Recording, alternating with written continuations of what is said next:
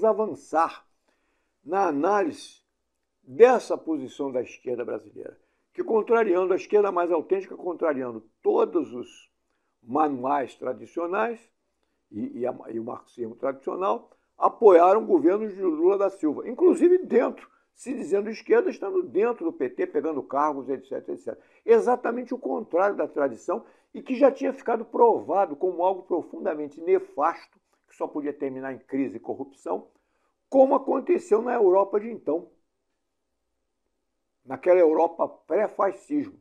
Então, veja, contrariando tudo.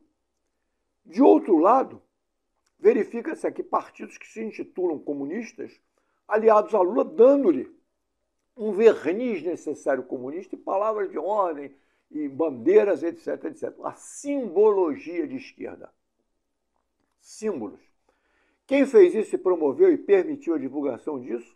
O Império do Capital, que está atrás disso tudo. E sempre esteve atrás no Brasil, completamente, já estava em parte antes, desde 1964. E que, inclusive, provavelmente é responsável pela derrubada de Costa e Silva, que estavam em sérios atritos, a direita nacionalista, com essa direita americana. Vejam a morte de Costa e Silva e vejam as declarações, inclusive, do Chagas, um que foi secretário dele, de divulgação, de imprensa, algo assim, que inclusive disse que o Costa e Silva lhe declarou explicitamente que queria revogar, não queria o AI-5, e que ele queria voltar à democracia no Brasil. E aí há um golpe dentro do golpe e Costa e Silva cai. Então vejam, a inabilidade das esquerdas frente a isso tudo, que fizeram exatamente o contrário. A certa altura, Marighella, por exemplo, toma uma posição não só anti-imperialista, como que era a ALN, a Aliança Libertadora Nacional, Aliança Nacional Libertadora, Libertadora Nacional, aquelas alianças, como ele se declara abertamente pró-comunista, pró-socialista, etc, etc, até mesmo pró-terrorista. Houve cartazes do Marighella nesse sentido. E observem o seguinte, Marighella foi fortemente apoiado pelo imperialismo, pela CIA, infiltrada dentro do partido dele. Isso está na Revolução Impossível e outros livros. Mais ainda, observem a própria operação feita, e que Marighella até nem sabia, discordou, né? Do sequestro do embaixador americano. Observem esse dado agora e vou reler mais um antes de passar adiante com Lula. Olha bem o que foi declarado aqui. Um trecho que eu acho importante para entender o que se passou no Brasil e como, na verdade, essas guerrilhas, essa violência foram incentivadas pelos serviços secretos. Observem só isso. Alunos mandados pelo PCB para a Escola de Quadros do PCUS em Moscou, década de 70, contam que na aula de informações, nas quais aprendiam noções de clandestinidade, códigos, etc., fabricação de tinta invisível, os professores soviéticos afirmavam enfaticamente que os Estados Unidos sabiam antecipadamente do sequestro do embaixador, mas não tomaram nenhuma providência para impedi-lo. O sequestro foi executado com falhas gritantes e irresponsabilidade total, mas que os serviços das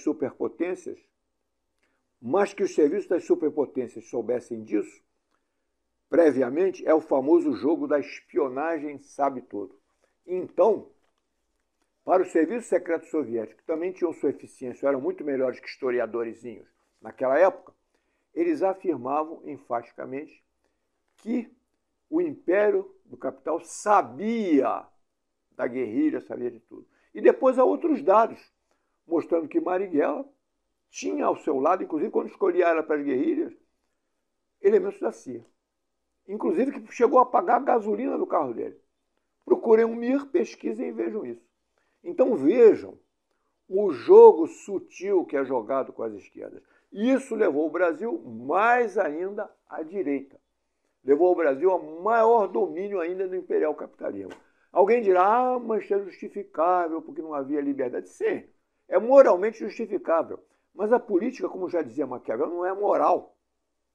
politicamente um tremendo erro político, vários erros acumulados nisso tudo. Primeiramente, o próprio Marighella disse que não tinha condição, não deviam ter feito aquele sequestro do embaixador, que não havia condição de enfrentar aquilo. Segundo, ele mesmo já estava infiltrado e tudo mais, estava no meio de um erro político, de um esquerdismo. Outros erros anteriores, à direita, do PC ou de outros partidos, não justificam isso. Da mesma forma que o PCdoB se aliar a Lula da Silva e fazer esses anos todos isso aí. Um PCdoB que o velho Prestes do PCB dizia: de comunista só tem o nome. Então vejam bem as contradições das esquerdas, os meandros das esquerdas, os problemas complexos das esquerdas, que chegaram a essa decadência que nós assinalamos na capa de Caminhando.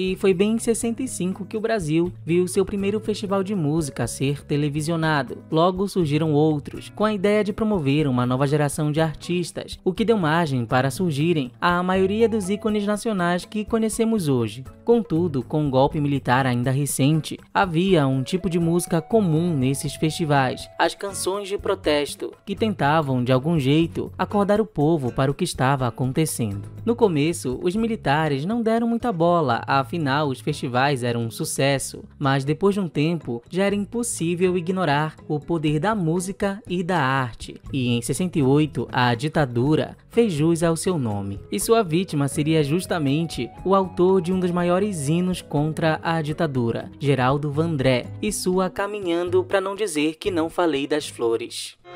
Vem, vamos embora, que esperar não é saber. Acontece que no final de 68 teve o terceiro Festival Internacional da Canção, transmitido pela TV Globo, e a preferida do público era a música de Vandré, e por isso que ela foi para a final. Porém, quando o júri anunciou, a vencedora foi Sabiá, de Tom Jobim e Chico Buarque, o que rendeu uma tremenda vaia do público. O que as pessoas não sabiam é que um comunicado tinha vindo de Brasília, ordenando que nem se tivesse tido todos os votos, a canção de Vandré poderia vencer. Para piorar, os militares também perseguiram Geraldo Vandré. Vandré teve que fugir do país, mas dizem que provavelmente foi torturado no Chile. Quando ele voltou em 73 para cá, ainda teve que dar uma entrevista ao Jornal Nacional, defendendo o regime e afirmando que não queria denunciar a ditadura. Mas amigos dizem que não era mais o mesmo, vivia em depressão, não falava coisa com coisa e se tornou um recluso. O Geraldo Vandré morreu em 1968. Eu sou o Geraldo Pedrosa, teria dito ele ao amigo Jair Rodrigues. A comoção causada pela música de Vandré é até apontada como a causa de se apressar o ato institucional número 5, que saiu pouco depois do fim do festival. O AI-5 foi justamente o que dissolveu o Congresso e instaurou a censura prévia de tudo, de peças de teatro a letras de músicas e performances. Foi aí que a música precisou camuflar suas críticas debaixo de metáforas, duplos sentidos e muita poesia.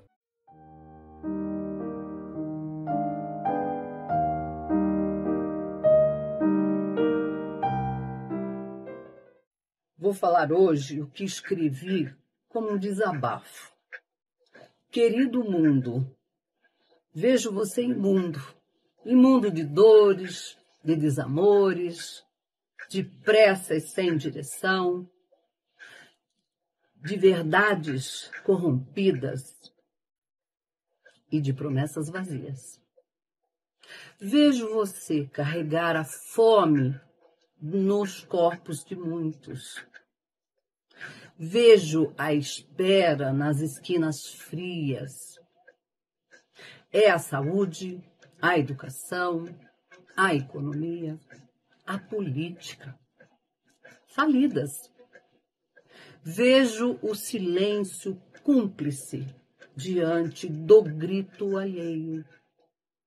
Querido mundo, tua podridão se faz na ganância disfarçada de progresso, na indiferença travestida de rotina.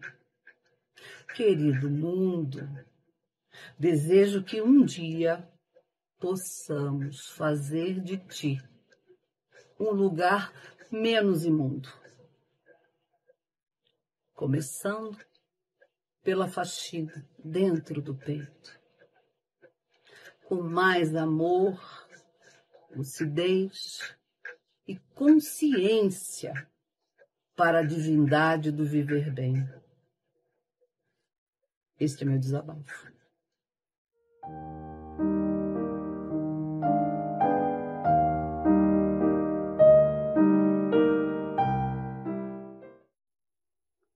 Diante daquele cenário de crise institucional, o parlamentar Tancredo Neves, ele acabou tendo um encontro com João Goulart no Uruguai e falou para o Jango que ele estava planejando criar um projeto de lei para que Jango tomasse posse, mas através de um modelo parlamentarista.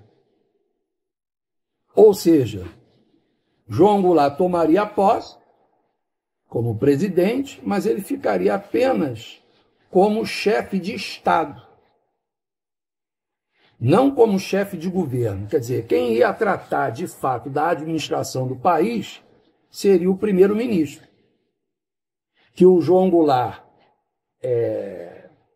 ele escolheria, mas para esse primeiro-ministro escolhido pelo João Goulart, tinha que ter o aval do Congresso. Então também ele não podia botar qualquer um de sua inteira confiança. Ele tinha que botar alguém que ele também soubesse que esse alguém seria aprovado pelo Congresso, pela maioria do Congresso.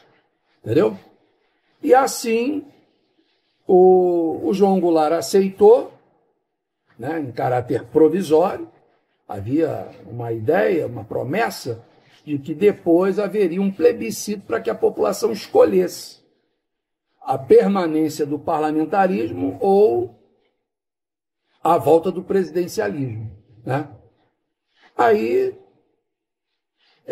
essas forças, tanto do lado legalista quanto do lado golpista, ficaram mais calmas, né? Nem todos os legalistas, porque Brizola achava que o parlamentarismo já era um golpe à República. Isso é verdade, né? Mas o João Goulart, que era a figura envolvida diretamente, aceitou, e aí Jango vai para Brasília, né? Tomar posse com aquele poder limitado, né? E a situação socioeconômica só piorando, a inflação só subindo. E as pressões populares, não para derrubarem João Goulart, mas pressionando no sentido do governo avançar nas reformas, né, que entendiam que era necessária para o capitalismo brasileiro. Não dance o tango da morte, dance conosco o tango da alegria. Caminhando Jornal TV, cultura, política, música, poesia. Sábado, 13 horas, na TV Comunitária do Rio de Janeiro, canal 6 da NET.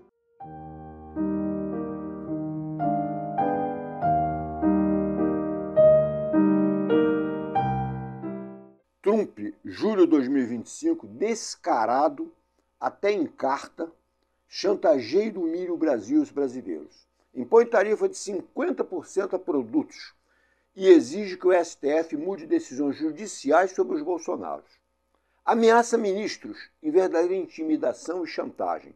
Protege um seu vassalo que presta continência à bandeira dos Estados Unidos. Por que tal situação inconcebível décadas atrás?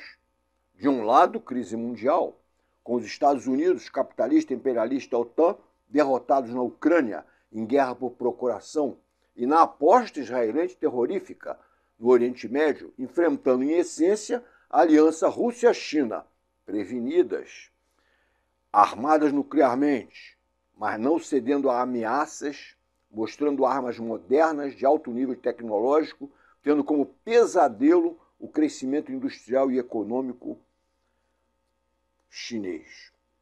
Os Estados Unidos em notória crise interna e mundial. Isto que sabe-se, confirmado por inúmeros estudos e historiadores, embora trate-se da queda de um colosso que não será tão rápida, adiada por abortos históricos violentos, guerras, corrupção, propaganda, dólar como moeda universal, manipulações religiosas e decadência progressiva e notável. Trump segue aparente pedidos da família Bolsonaro e demonstra aliança com eles. Promove, entre aspas, punições, entre aspas, que atingem o ministro do STF, Moraes, entre outros. Nas ruas de diversos estados daqui, milhares de pessoas aplaudem uns e outros, Trump e Bolsonaro, com bandeira dos Estados Unidos nas mãos. Contexto muito diferente da década 60, governo reformista Goulart, antes do golpe inicial estrangeiro de 1964 e do avanço aqui de uma contra-revolução antidemocrática e antinacional, que atingiu a soberania brasileira e continua a avançar desde a década de 1960. Avanço imperialista. Frente a isso, o presidente brasileiro Lula da Silva fala em negociar e arrota a perspectiva nacionalista ao ver insinuação que haveria interesse dos Estados Unidos em negociar terras raras. Brasil logo volta atrás, via seu ministro da Fazenda, Haddad, que declara expressamente essa disposição. Tem uma posição dúbia o Brasil, face às ligações com o Império Americano e, de outro lado, pressão das esquerdas abrigadas no guarda-chuva governamental petista. Parte da Big Media atribui todos esses atos a Trump, um grosseiro, mal-educado, maluco e por aí vai.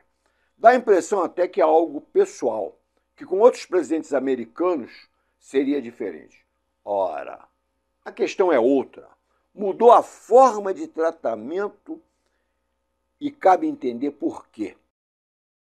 Trump, assim como aqui Bolsonaro, entre outros, não é um malvadão ou maluco, mas um instrumento usado por importante fração política do bloco de poder americano, que hoje prepondera e chegou à presidência, aconchegado em maioria no Partido Republicano, mas com força econômica e política muito além disso, mundial. Fração política que tem a mesma grande estratégia da antes prevalecente, ou seja, dominação e poder mundial via capital imperialista, mas com táticas diferentes, apoiadas em moderna tecnologia que vem surpreendendo o mundo, em especial países subdesenvolvidos ou atrasados, alguns seus satélites com soberania e independência já limitadas. O contexto brasileiro mudou de 1964 para cá. Não temos perspectiva nacionalista autêntica, seja de direita capitalista, muito menos de esquerda. Nem um Getúlio, sequer um Brizola, sequer Jango. Atualmente, no Rio de Janeiro, o povo saqueia carne roubada em Costa Barros. Este é o Brasil atual.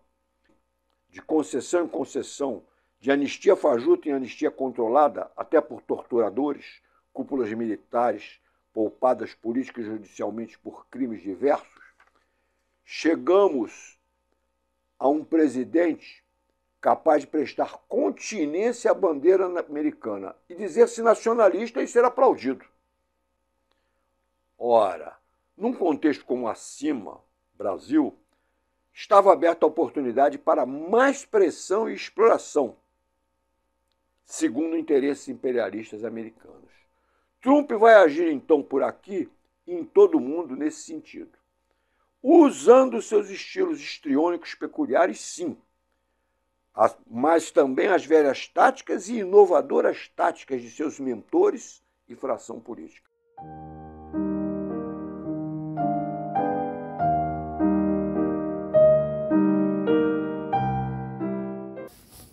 Os escravos vinham em navios cargueiros, mas eles vinham disfarçados, eles vinham escondidos sob engradados de galinha da Angola. Então, a situação no navio negreiro também era horrível, mas esses escravos também vieram de maneira degradante, uma coisa sofridíssima. Para sinalizarem a chegada desses escravos ilegais de uma maneira assim mais discreta, havia o aviso que as galinhas chegaram no porto, comparando seres humanos com galinhas, um absurdo. Já no poema Vozes da África, o tema principal era o sofrimento dos escravos que eram retirados à força de suas terras e do convívio de familiares na África. Era uma coisa assim inacreditável, um absurdo. Castro Alves foi um poeta de grande patriotismo e sensibilidade, um verdadeiro humanista. Deixou uma linda obra e faleceu precocemente, faleceu com 24 anos de tuberculose. Passaram-se séculos e pode ser considerado um jovem de grande patriotismo e idealismo que deveria ser exemplo para a juventude nos dias atuais, que a juventude está muito descrente, muito desinteressado da sua pátria. Então, ele pode ser um incentivo para que os jovens atuais desenvolvam patriotismo. Tenho dito.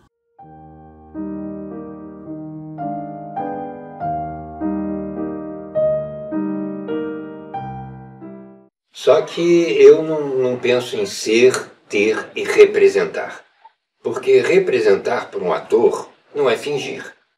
Representar é tornar presente novamente. Representar tem que ser de verdade. Não é fazer caras e bocas, não é fazer tipo. Representar é você tornar presente alguma coisa que já foi na imaginação do autor, que já foi, não é, na sua vida, você mistura isso tudo, mas você tem que fazer, tornar presente. Então, representar não é fingir. Tá? Então, para mim, se resume a escolher entre ser ou ter. E foi uma opção, né? Eu experimentei ter. Eu nasci de classe média, bem situado, então eu tive. Né? Daí a vida me presenteou com uma carreira que apontava para ter muito, né? Mas eu tive a lucidez de olhar em volta, de ver que aquilo ali tinha uma armadilha ali, né? Ser rico, famoso, né? Te abria muitas portas, era muito confortável, mas ao mesmo tempo era uma forma de te isolar. Né? Um artista famoso acaba preso numa gaiola. É de ouro, mas é gaiola. Né? Você não pode ter uma vida comum. Quando eu tive meu momento assim, de fama, né? Eu percebia que as pessoas chegavam para mim e todas, primeiro que olhavam de baixo para cima. Todo mundo acha que você é melhor, você começa a achar que é também. E isso é uma miséria humana. Né? Então eu tive, não é, a minha crise com o ter, não é? E teve uma hora que eu disse, não, vou romper com isso. Não é isso que eu quero. Eu quero é ser. Né? E quero ser reconhecido pelo que eu sou, não pelo que eu tenho. Eu quero que as pessoas se aproximem pelo que eu sou, não pelo que eu tenho. Eu quero me aproximar das pessoas com o que eu sou e não com o que eu tenho. E aí a vida pode ter ficado um pouquinho mais apertada, né? Mas com certeza ficou muito mais confortável, muito mais gostosa. Sorria, meu filho, sorria que a vida é luta renhida, viver é lutar. A vida é combate, que aos fracos abate, aos fortes, aos bravos, só sabe exaltar.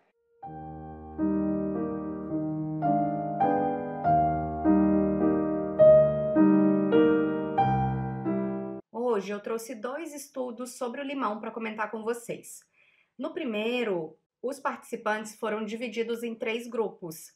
Um tomou 150 ml de suco de limão, outro tomou 150 ml de chá e o terceiro 150 ml de água pura antes de um café da manhã rico em carboidrato. No caso, foram 100 gramas de pão. É claro, se você não come pão de manhã, poderia pensar em outro tipo de alimento que contém amido, como bolo, mandioca, milho, cuscuz e tapioca. E o que eles viram foi muito interessante, que o limão reduziu na boca a enzima que digere o amido, chamada alfa-amilase.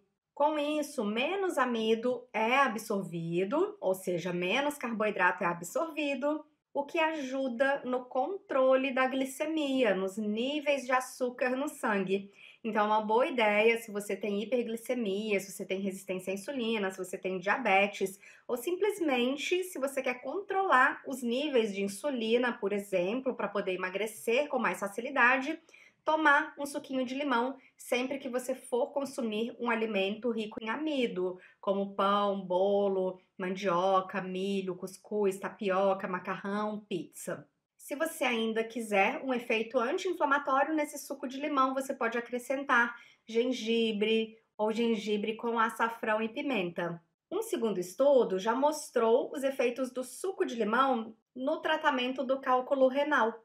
Um dos problemas das pessoas que têm cálculo renal de oxalato de cálcio é que o pH da urina fica muito baixo. Então, para evitar o cálculo renal e também para tratar o cálculo renal, é importante não deixar a urina tão ácida.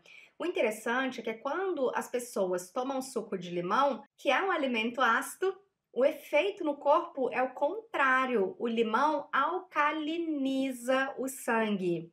Então, se você tem cálculos urinários ou se você quer prevenir as pedrinhas nos rins, comece a tomar suco de limão.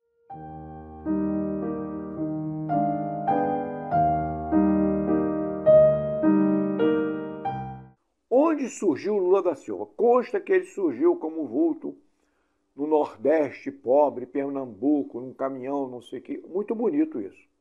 Mas como vulto político, que é o que interessa aqui, Lula da Silva vai surgir em São Paulo, nas indústrias de São Paulo, algumas delas já internacionalizadas, no crescimento industrial, isso há inúmeras provas. Ali cresce Lula da Silva, naqueles sindicatos de São Paulo. E vai crescer principalmente Lula da Silva na década 70.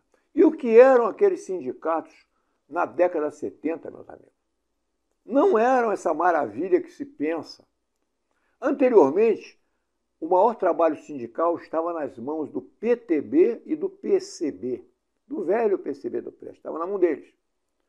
Havia um grande trabalho sindical. Este trabalho sindical, na década de 70 principalmente, e a partir de 64, foi totalmente destruído. Destruído por quem? Pelos serviços secretos de golberia e os serviços de informação. Pelo assassinato, pela tortura, etc, etc. E ele se esmerou em destruir o PTB, que depois estava sob a liderança de Brizola, e se esmerou em destruir o PCB. E conseguiu. Desmantelou o PCB, que virou, grande parte deles viraram até um partido desse que eu nem me lembro o nome mais, Partido Socialista Popular, alguma coisa dessa, que já sumiu também. E, de outro lado, destruíram o resto do país, infiltraram o PCdoB, Lapa, não sei o quê, e acabaram... esse aí acabou, inclusive aderindo ao governo Lula. E o velho PCB teve a direção quase toda assassinada, foi infiltrado, agentes policiais confirmados, cachorros. Quer dizer, PCdoB e PCB sofreram um processo terrível de destruição interna, de infiltração, etc., que provavelmente persiste até hoje. Não? Então, vejam bem, é um problema complexíssimo, portanto, muito complexo, da esquerda brasileira. E o Lula nasceu onde? Nesses sindicatos de São Paulo. E o que era esse sindicato de São Paulo quando ele cresce na década de 70? Não era nenhuma maravilha.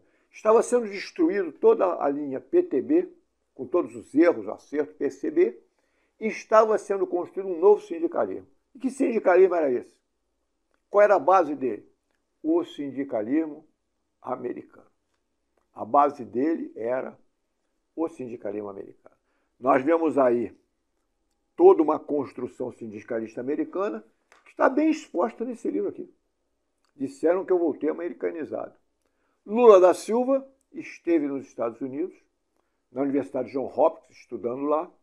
Dezenas de sindicalistas de destaque fizeram cursos com a FL-CIO americana, que se brincava a FL-CIA, porque era conhecida as ligações dela com o governo americano e com a CIA de então.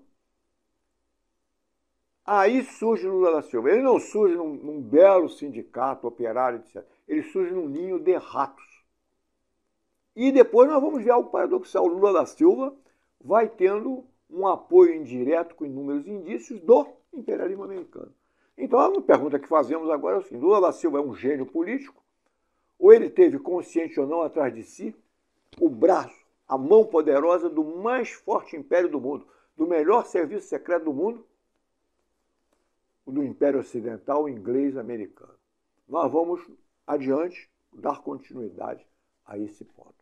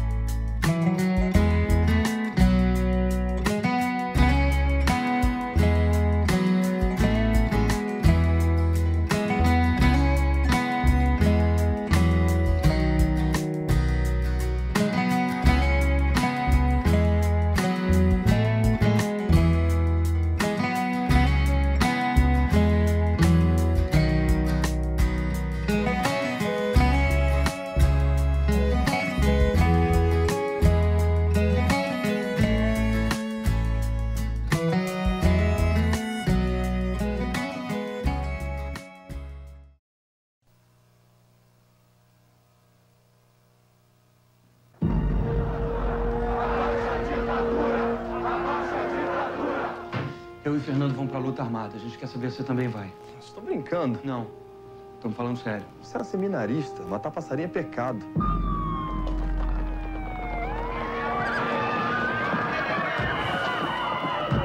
Muitos dos nossos companheiros já caíram. Alguns estão mortos. E outros sofrem bárbaras torturas nas mãos de militares.